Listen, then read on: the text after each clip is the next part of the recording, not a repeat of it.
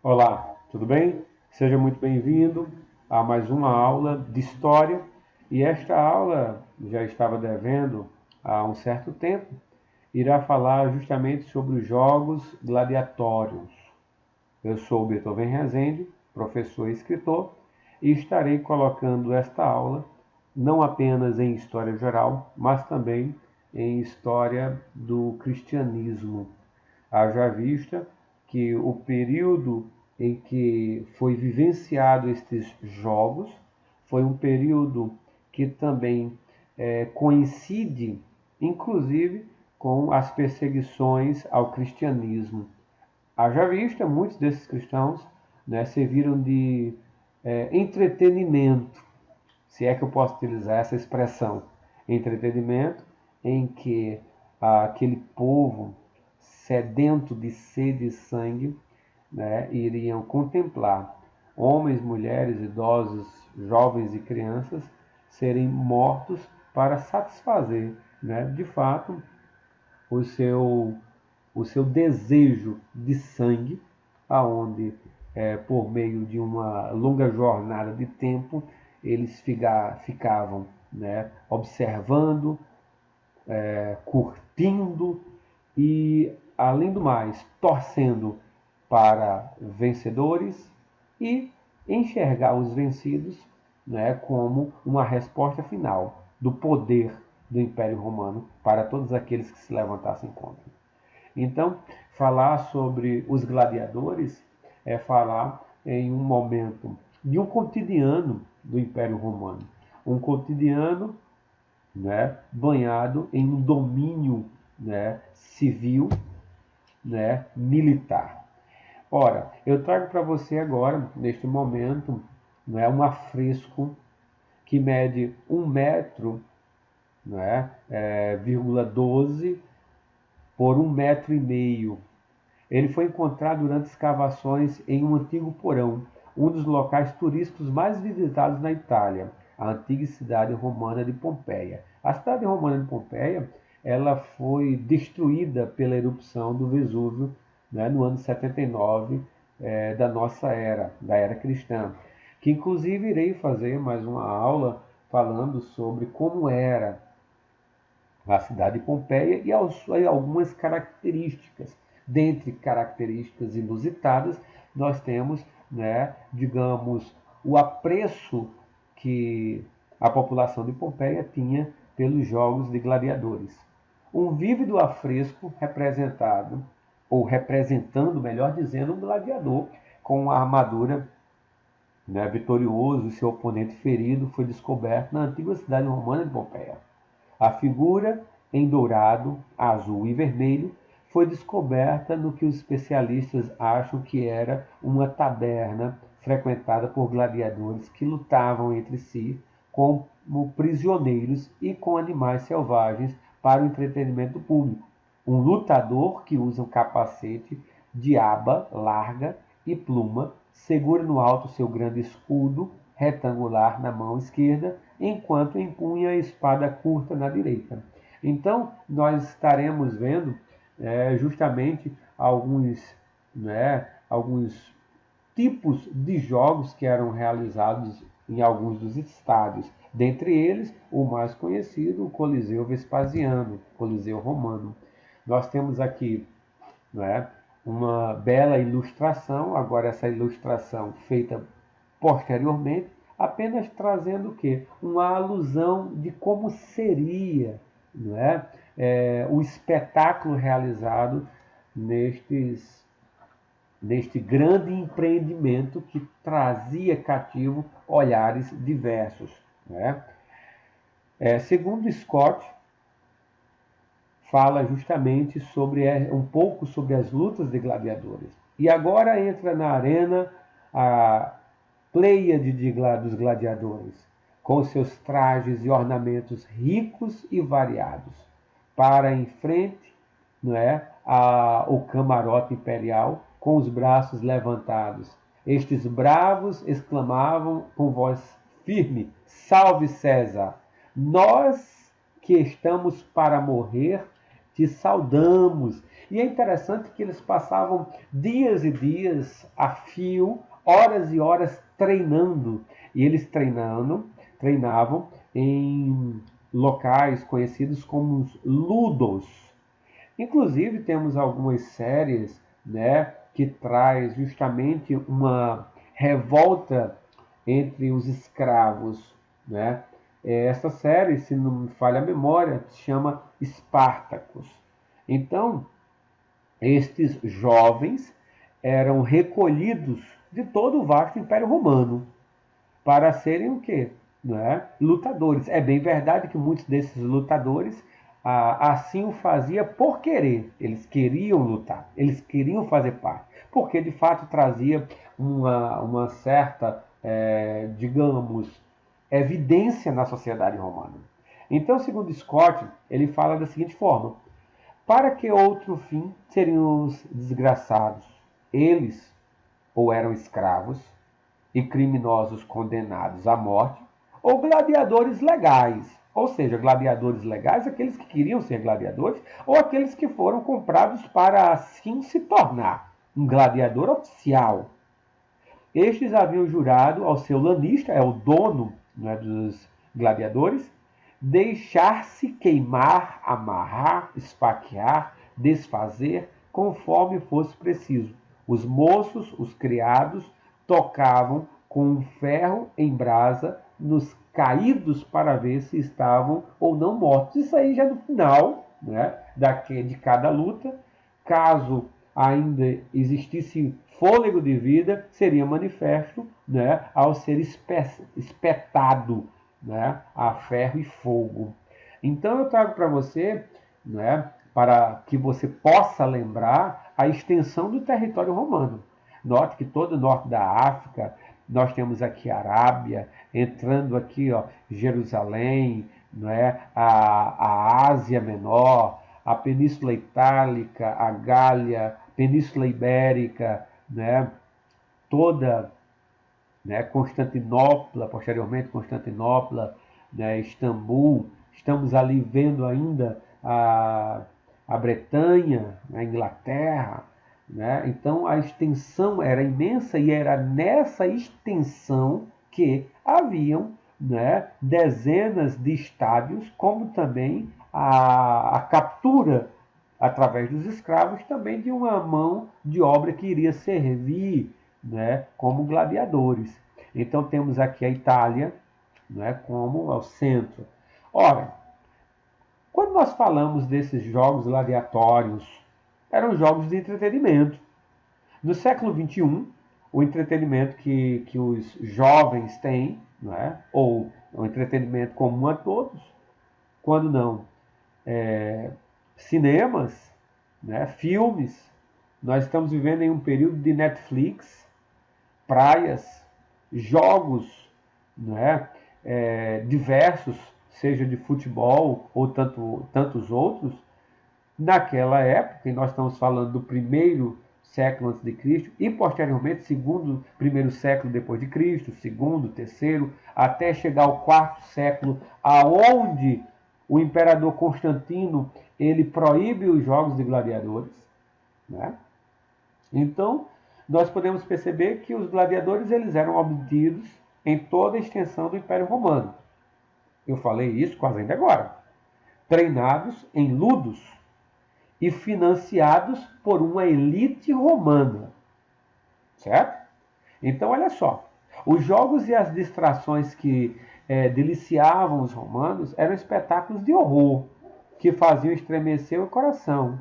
Nenhum entretenimento era popular se não fosse acompanhado de derramamento de sangue e de perda de vida. Nenhum drama simulado seria aplaudido nesse tempo, né, neste templo das fúrias.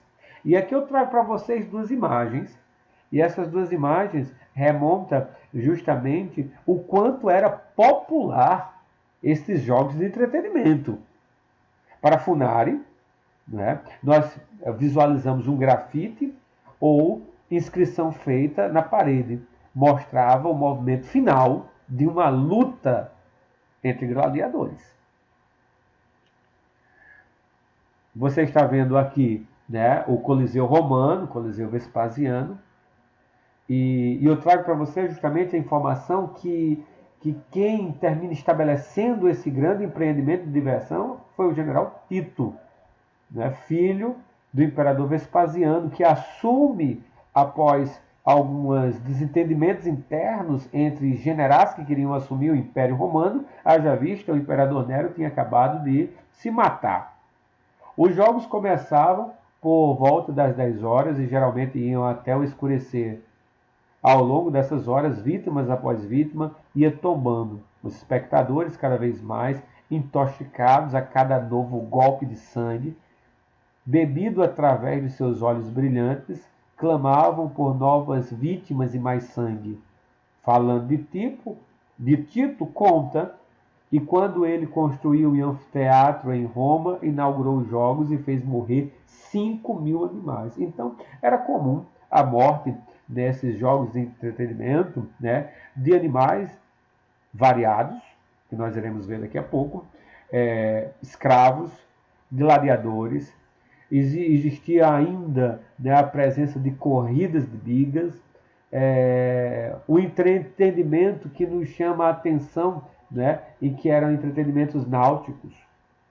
Ora, porém a diversão mais comum do Coliseu era o combate com as feras e os gladiadores. Os animais eram postos a lutar uns contra os outros e depois com os homens e por último os homens com os seus companheiros. Durante 12 dias, Trajano foi, né, um imperador romano também, fez 10.000 gladiadores lutar sucessivamente e quase todos os imperadores que o sucederam seguiram-lhe o exemplo. Os homens que assim lutavam eram geralmente cativos de guerra ou ainda escravos. Ora, lembre-se que nós falamos quase ainda agora da utilização, né, dos animais na arena. Né? E eram animais carnívoros. E lutavam contra esses animais, geralmente era um tipo, ou uma, melhor dizendo, uma classe de gladiador conhecida como os bestiários. Era conhecido, inclusive, como uma classe inferior aos gladiadores. Né? Geralmente poderiam ser criminosos ou escravos. Seus corpos ficavam expostos, não tinha, assim, não é, um equipamento que pudesse trazer uma certa segurança maior. Né?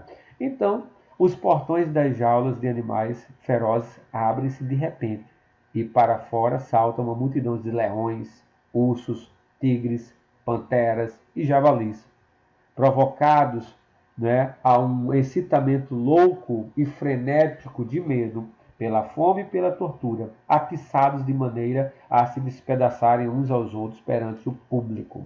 Né? Como eu falei, era comum a utilização de corridas de bigas, né? Eles eram populares demais, as carruagens eram puxadas por 4 cavalos, as corridas exigiam 2 longas pistas e 2 voltas de 180 graus. Aqui você está vendo uma imagem, né, da atualidade, remontando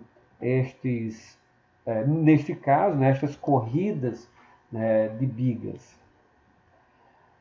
As batalhas náuticas, como foi falado, inclusive suscitou grandes discussões onde arqueólogos, não é, historiadores poderiam utilizar também a tecnologia para ver se havia a possibilidade real de encher um anfiteatro romano de água, e às vezes de 2 metros de água, para, né, celebrar não apenas aquela grande inauguração, mas também, né, celebrar o domínio que o romano tinha, né, sobre a água. Então, né, haviam as batalhas náuticas. Uma das curiosidades mais incríveis do Coliseu de Roma é que ele foi palco de simulações épicas de batalhas de navios. O registro de um desses eventos foi feito pelo poeta Marco Valério Marcial no ano 80 d.C., ainda no primeiro século, em sua obra O Livro dos Espetáculos, escrito em comemoração pela inauguração do Coliseu Romano. Supõe-se que uma parte desse livro tenha sido perdida. Né? E algo que eu quero chamar a atenção para vocês algumas características interessantes sobre os gladiadores encontradas em um cemitério. Esse cemitério é na cidade de York, né? E aonde arqueólogos investigaram e chegaram a algumas conjecturas e posicionamentos sobre a vida e também como eles morreram. York é uma das cidades mais importantes historicamente. Inclusive, Constantino foi declarado imperador nessa cidade. Estima-se que mais de 1 milhão de gladiadores tenham morrido nos combates, né, nas arenas do Império Romano. É lógico que é uma estimativa. Falando um pouco sobre o cemitério encontrado em York, é interessante porque era um cemitério que possuía, não é, 75 ossadas de homens, e esses homens encontrados neste sítio arqueológico, não é, estava ligado justamente, né, a homens jovens, né, nessas escavações em York, e foi analisado os ossos e verificou, né, que a maioria deles eram jovens, fortes, altos, em detrimento à média de altura dos romanos da época. E algo interessante, né, que foram encontradas no osso, no caso, fraturas, mostrando justamente a forma pela qual eles morreram. Muitos destes, né, restos mortais, né, estes homens foram decapitados. E outros foram enterrados, inclusive, com objetos funerários, que não era comum um escravo ser enterrado com objetos funerários algum. Mostra, né, um tanto quanto que havia não apenas a questão de um respeito, mas também, né, de uma certa relevância para a sociedade naquele primeiro século. E é interessante que eu também trago para você uma informação de Sêneca. A Sêneca ele foi um filósofo, inclusive, né, orientou Nero enquanto mais jovem, e ele diz o seguinte: sentia-se insultado quando o combate não morria de boa vontade, falando sobre o povo, e pelo olhar, pelo gesto e pela veemência dos modos, brandavam por sua execução imediata. Quando um gladiador recebia um golpe ou seu adversário gritava, ele foi atingido, às vezes o pobre ferido esforçava-se para esconder o ferimento ou fingia que não tinha importância, para então cair na areia ao fazer sua última e desesperada investida contra o adversário. A sua sorte, porém, dependia da vontade do povo. Se desejassem que fosse salvo, viravam o polegar para cima. Se quisessem a sua morte, viravam para baixo. É bem verdade que esta questão de virar o dedo para cima ou para baixo é de uma tradição, não é? Essa tradição que iria imprimir ou não a pena capital para aquele gladiador vencido. E aí eu trago para vocês agora alguns gladiadores, ou classes de gladiadores. O primeiro é o Mirmilo. Ele era um tipo de gladiador do Império Romano que carregava um grande escudo numa mão e na outra uma espada curta. Seu capacete se assemelhava a um peixe. E olha só, eu trago algumas setinhas, né, para você ver. Aqui é o capacete. Aqui uma proteção no braço. A pequena espada, conhecida também como gládio, por isso que vem a expressão gladiador, gládio, e ainda você encontra um grande escudo e uma perdeneira, né? Trazendo o que? Uma proteção, né? Justamente apenas nestas porções, seja na canela, né? Ou através do escudo, ou ainda, né, em seu braço. Existia também o secutor. O secutor estava fortemente armado e usava uma armadura bastante pesada. Normalmente, o secutor empunha-se uma espada curta, também um gládio, ou um punhal. O secutor era especialmente treinado para lutar com um reciário. um tipo de gladiador armado apenas com uma rede, um punhal e um tridente. Muito simples. E notem que às vezes era desconcertante você ver, né, alguns gladiadores muito mais armados e outros, né, com armas muito mais simplórias, sem quase defesa alguma. É bem verdade que, vez por outra, né, aquele que pensava ser tão indefeso por causa do seu armamento terminava sendo o algoz daquele que estava muito mais bem preparado. E aqui você vê, né, o capacete, o gládio, né, aqui o escudo, a perdeneira. E outra coisa, né, notem que são fotos atuais. Aqui temos o traço, era uma das 6 categorias também de gladiadores romanos. A sua arma era diferente. Você percebe que ela era curvada, não é?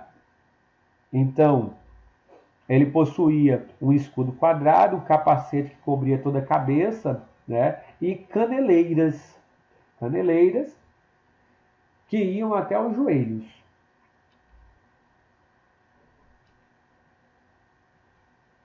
Nesse caso, este aqui possuíam duas, né? Duas caneleiras. E ainda tínhamos aqui o reciário. Era um tipo de gladiador que lutava equipado apenas com uma rede, né? Uma tarrafa, pescador e um tridente, e um punhal de lâmina curta. Ele usava uma armadura só em um dos braços e uma proteção no ombro. O seu vestuário limitava-se a um tipo de tanga presa por um cinto largo ou por uma pequena túnica com um pouco, né, de acolchoamento. Não usava proteção nos pés nem na cabeça. Era habitual o reciário lutar contra o secutor fortemente armado que nós falamos, né, quase ainda agora. Aqui você tem em um mosaico retratando as lutas de gladiadores.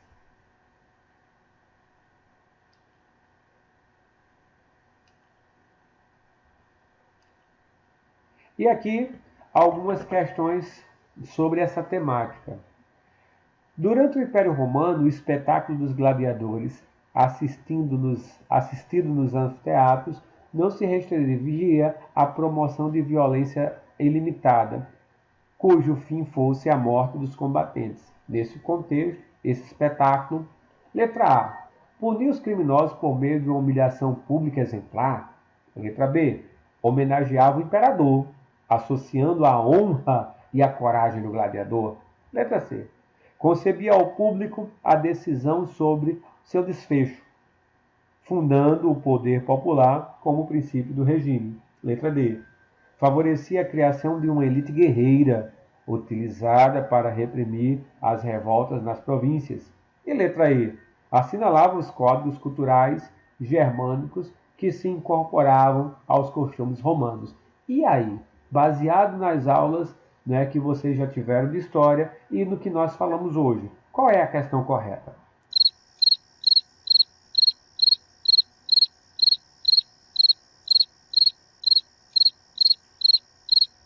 Parabéns! Homenageava o imperador, associando a honra e a coragem do gladiador. Vamos para mais outra questão? Desde seu início em 27 a.C., o Império Romano enfrentou graves problemas sociais. A escravidão gerou muito desemprego na zona rural, pois muitos camponeses perderam seus empregos. Esta massa de desempregados migrou para as cidades romanas em busca de empregos e melhores condições de vida. O imperador ficou receoso de que pudesse acontecer alguma revolta nessa massa popular urbana empobrecida e adotou uma política pública que consistia em oferecer a eles gratuitamente alimentação e diversão. Quase todos os dias ocorriam lutas de gladiadores nos estádios, onde eram atribuídos alimentos.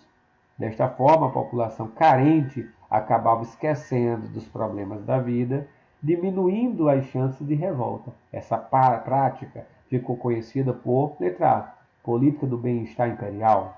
Letra B, política da doutrina social do Império? Letra C. Política da economia romana solidária. Letra D. Política do pão e circo. E letra E. Política da nova administração da plebe. Parabéns se você marcou a letra D. Política do pão e circo.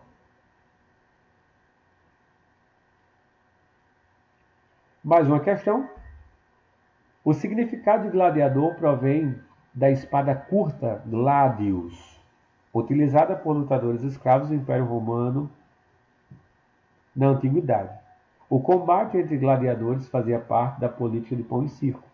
Os escravos se enfrentavam com o objetivo de entreter o público e a luta só terminava quando um dos combatentes morria. Assinale a veracidade V ou a falsidade F das proposições abaixo com relação à escravidão na Roma Antiga. A ideologia escravista romana sustentava a teoria da escravidão natural, que entendia que alguns homens eram dotados de razão e nasceram predestinados a comandar, enquanto outros possuíam apenas força física e serviam para obedecer. A revolta do gladiador Espartaco, 73 a.C., se opôs à sujeição aos maus tratos e objetivou ao fim da escravidão e a reforma do regime econômico e social do Estado romano. Os escravos exerciam várias atividades, trabalhavam nas minas, nos campos, nas cidades. Os filhos dos escravos que ganhavam a liberdade podiam se tornar cidadãos romanos. Assinale a alternativa que preenche corretamente os parênteses de cima para baixo.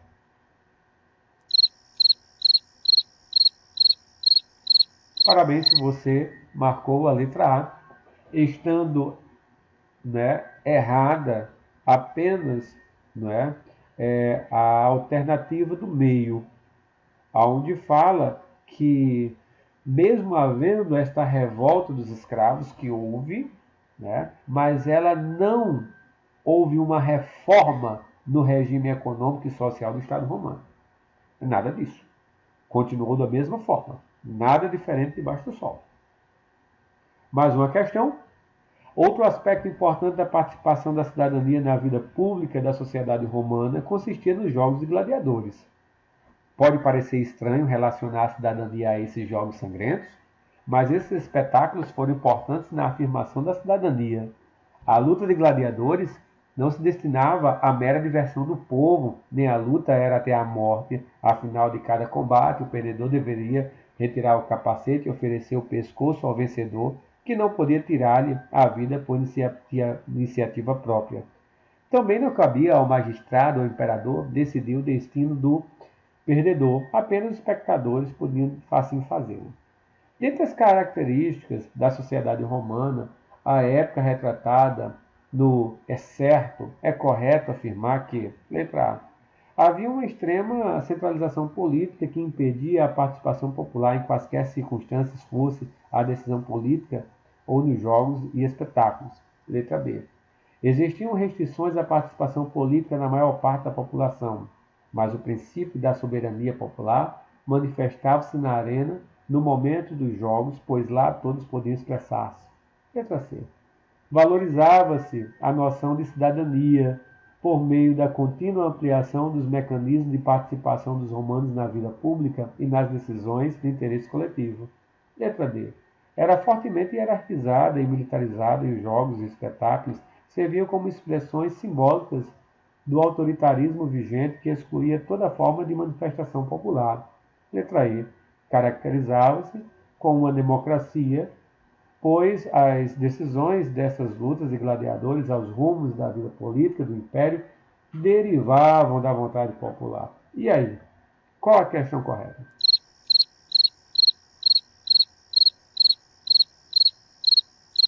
Parabéns se você marcou a letra B.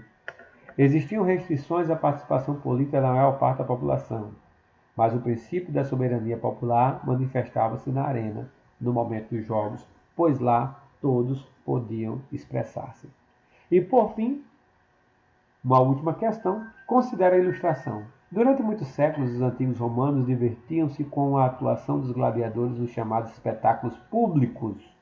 que utilizavam diferentes tipos de armas permitidas pelas autoridades de Roma, como as que podem ser observadas na ilustração. Esses gladiadores eram recrutados principalmente entre, letra A, homens poderosos da plebe, letra B, cidadãos da nobreza romana, letra C, servos dos latifúndios estatais, letra D, escravos das áreas dominadas, letra E, heróis das conquistas romanas. Parabéns se você marcou a letra D, escravos das áreas dominadas. Então, espero que você tenha gostado de nossas aulas e desta aula. Se você ainda não é inscrito no nosso canal, você se inscreva, ative o sininho de notificações e divulgue para que nós possamos continuar gravando estas aulas. Até a próxima.